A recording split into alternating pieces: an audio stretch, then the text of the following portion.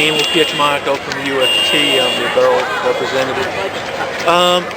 Unfortunately, we seem to be here every year. I don't mean at PS 45, but every year when the budget is ready to come in. Usually it's because we're worried about a delayed budget, but this is not just worried about a delayed budget. We're looking at a budget where Governor Paterson is proposing to cut $1.4 billion out of the state education budget, which reflects $500 million for New York City. Of the $500 million, it'll be $40 million approximately for the schools on Staten Island. If you're taking average of the schools, it'll be close to $500,000 to $600,000 a school. You have smaller schools and larger schools. Obviously, the smaller schools will take some less, but you'll have some larger schools that will get $1 million plus.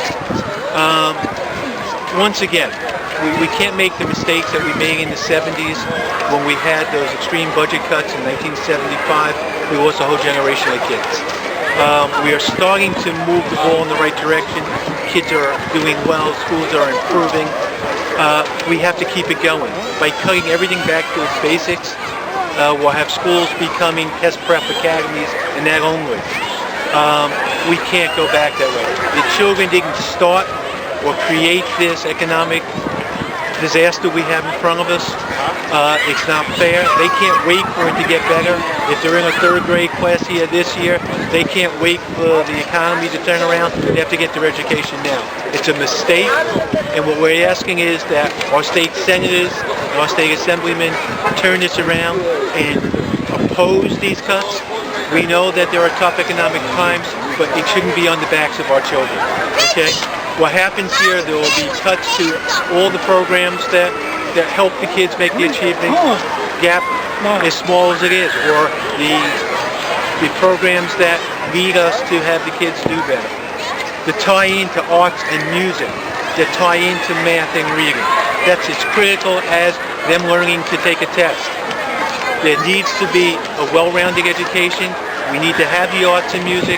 We need to have other things other than just, again, how many times can I say test prep?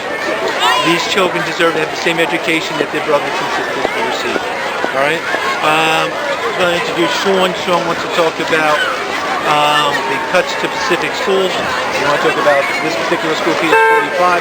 PS 45 is probably looking at about a $350,000 to $400,000 cut.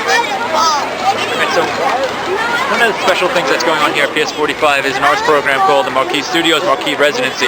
I have with me David Marquis. It's the program's done in conjunction and in partnership with the school. So the school puts half the bill, Mr. Marquis' organization puts the other half of the bill. He's going to tell you specifically what they do here as far as the grades, what the programs that are going on there, and the importance of arts education or arts in education, and how any study you want to look at tells you where there's arts programs, it deepens and it enriches not just the kids' experience in school, but you see academically the success and the difference there in schools that have an arts program such as PS 45, like what Mr. Marquis does here, as opposed to schools where there isn't. So our fear is, with these budget cuts, is this principal going to be forced to have to make that kind of decision to have the arts or to not have the arts here? It's not a decision any of our principals, whether it's here at PS 45, any school on Staten Island or in New York City, should have to make. So whether we're talking about that, whether we're talking about Saturday academies, there's so many things, academic interventions, so these things that our principals have in the past years been able to put in to help target our neediest kids, to show that academic success, give them the tools that they need to be able to succeed.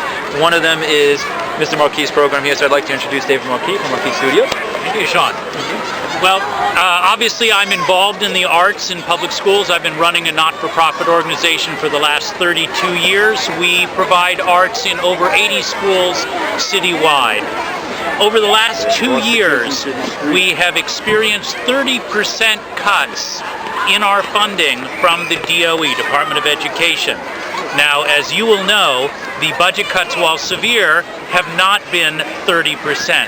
The arts, after-school programs, sports as well, are seeing an inequitable amount of the budget cuts being passed along to them. And as our children no longer receive education in creative thinking and in problem solving that is a part of any arts experience, they will find themselves less and less able to grow up and become productive citizens. As was pointed out earlier, this is exactly what happened with the lost generation of the mid-'70s. We are suffering under the weight of the No Child Left Behind Act, which has been repudiated this week by Diane Ravitch, the very woman who created it. She has stated publicly to the press and in various media outlets that she made a serious error of judgment, that No Child Left Behind is a failure, and what it is teaching our children and our principals and our teachers is how to leave children behind in masses. It's promoting cheating on a scale that we have not seen in America in my lifetime, because high stakes testing is not the same as testing.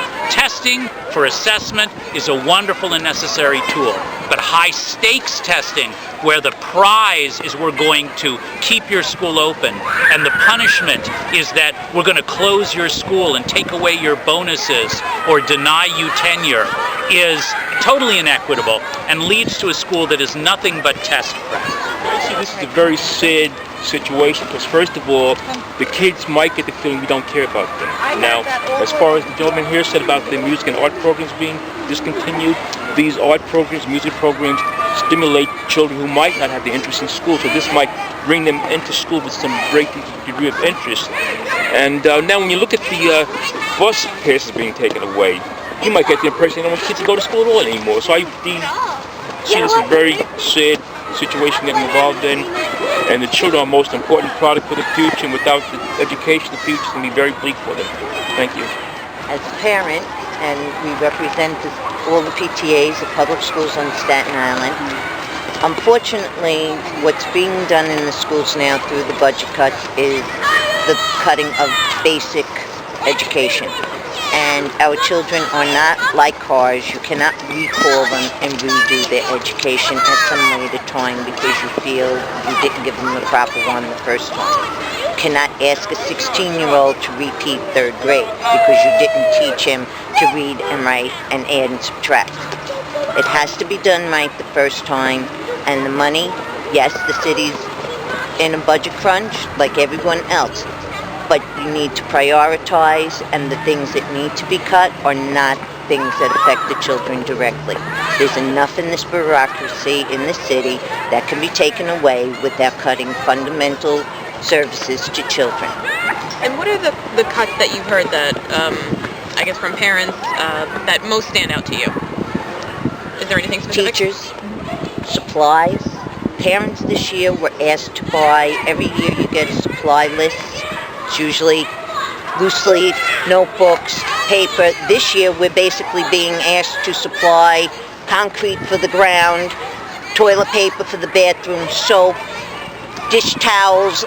I got 3 kids in here. It cost me about $500 to give them supplies for the beginning of the year. Supplies to go to school, and none of that includes when I was a kid, you never books, had shit for that. pens, crayons, you bring in your things you would pencils and the associate basics, with an education. but where did all We the are money go? supplanting the budgets for these schools, and we do it because we want our children to have basic necessities like paper towels and hand sanitizer and stuff like that. We're willing to step up to the plate and do more than we have been. We're willing to dig deeper in our pockets, no matter how hard it hurts, to help our children get the right education. But we cannot pay out of our pockets for teachers. We cannot pay for aides.